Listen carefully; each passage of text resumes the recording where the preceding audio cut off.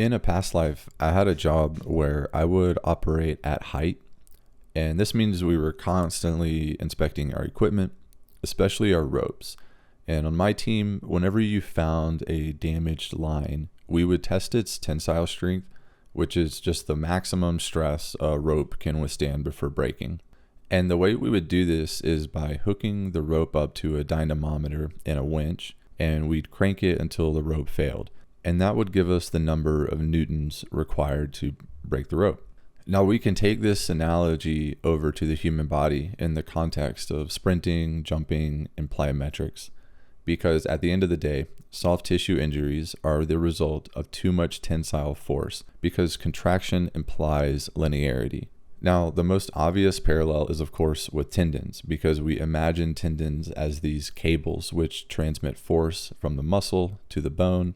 But when it comes to injuries, we have to consider the tensile strength of all the soft tissues under load. And in my opinion, there are four main types to consider, which are muscle, ligament, tendon, and tendon sheath. Now, the muscles adapt and heal relatively quickly, but are probably the most likely culprits of injury if you start out too fast. And there's a huge range of injury severity based on the muscle and injury location. For example, hamstrings cross multiple joints and they have the potential for high fast twitch fiber percentage. So something like a small distal strain, meaning closer to the knee, is not a huge deal, but a proximal tear, meaning under your glute, would be catastrophic. So to avoid muscle strains and tears, you want to emphasize technique and avoid sudden spikes in training intensity. This is why even if you're doing sprinting for metabolic conditioning or just to get outside, you still want to get better at sprinting, because if you have bad technique, then you have a really high chance of injuring your hamstring. Also, since the hamstring and the calf seem to be most common muscle injuries, I would recommend slow eccentric training of things like RDLs and calf raises. Now, ligaments are a consideration, but if you have good technique, a stable surface, and you don't do a lot of lateral movements, you should be fine. However, I do personally avoid lateral movements because they don't benefit me, and I just think they raise the risk of knee injuries like ACL and MCL tears. So unless you need to perform lateral movements, I would just avoid them. Tendons, on the other hand, adapt very slowly. They recover slowly and they heal slowly once they're injured. So for this reason, a slow and gradual increase of training intensity is extremely important. I would even argue it's the only way to guarantee progress.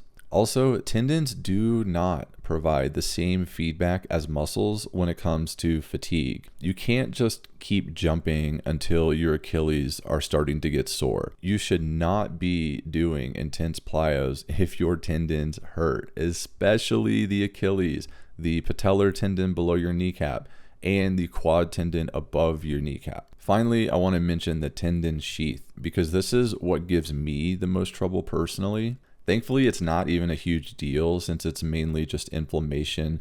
I haven't really heard of many acute injuries with these, but if you ever feel soreness on the top of your ankle and foot, or if you feel soreness on like the inside of your tibia, that's most likely pain from an inflamed tendon sheath. And the best way to deal with that is to just back off and start back slower. So I think you're probably getting the point here, which is that you just cannot rush progress with plyos and sprinting, especially if you are detrained or untrained. And if you are ever unsure if you might be training too much, in my opinion, it's always best to err on the side of caution. Now, I'm sure you're wondering, what does a beginner program look like?